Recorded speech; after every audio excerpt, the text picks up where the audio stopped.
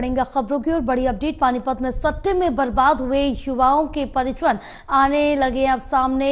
धागा कारोबारी और परिजन पुलिस थाने पहुंचे। सटोरियों के हाथ गंवाए थे। 22 करोड़ लाखों करोड़ों गंवाने वाले कुछ और भी लोग सामने आए, जहां सटोरियों में एक उद्यमी का बेटा, कांग्रेस नेता का भतीजा भी इसमें शामिल है। इस वक्त की बड़ी अपडेट आप तक पहुंचा रहे हैं, जहां अब पानीपत में सट्टे में बर्बाद हुए जो युवा है उनके परिजन सामने आने लगे। हमारे साथ एसोसिएट एडिटर देवेंद्र कथुरिया जुड़े हुए और ज्यादा जानकारी लेंगे।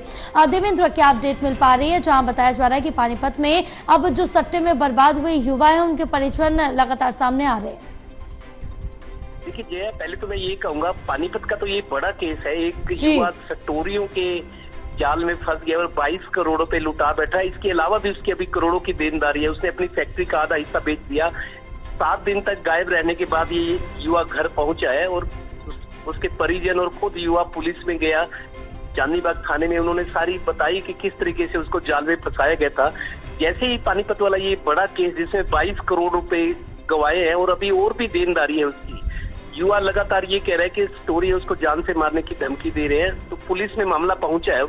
और इसके अलावा जो और लोग इस तरीके से और व्यक्ति हैं जो सट्टे के उसमें लाखों करोड़ों रुपए गंवा चुके हैं, झांसे में आकर के पैसा जीतेंगे उल्टा लुटा बैठे, कुछ इस तरह के और लोग भी अब पुलिस के सामने आ रहे हैं। जया, ये बताऊं, मैं खाली पानीपत की बात नहीं, हरियाणा के कई शहरों में युवा जो है सट्टेबाजी का शिकार हो रहे हैं और भी ऐसे कई केस हैं।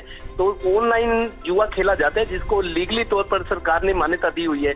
तो इस ऑनलाइन जुए के अब जो एडवर्स इफेक्ट है, उसके जो असर है अब परिवारों पर नजर आ रहा है कि प्रॉपर्टी बेचकर सट्टे में पैसा गंवाया जा रहा है और उसके बाद उनको धमकियां मिल रही है कि पैसा चुकाओ नहीं तो जान से मार देंगे। रात को 2-2 बजे आकर डोर बेल बजाना, परिवार को परेशानी खड़ी करना। तो इस तरह की कई सामने घटनाएं आ रही हैं और अब सरकार को कुछ इस पर सोचना होगा, क्योंकि पानीपत की बात नहीं, पानीपत बड़ा शहर है, औद्योगिक शहर है, पैसा थोड़ा सा लोगों के पास खुला है, यहाँ लुटा भी सकते हैं। और जिस तरीके से युवा सट्टेबाजी की स्टोरियों के चक्कर में फंस रहे हैं, हरियाणा के और शहरों से भी इस तरह की बातें सामने आ रही है। तो सरकार को फौरन कुछ अब करना होगा।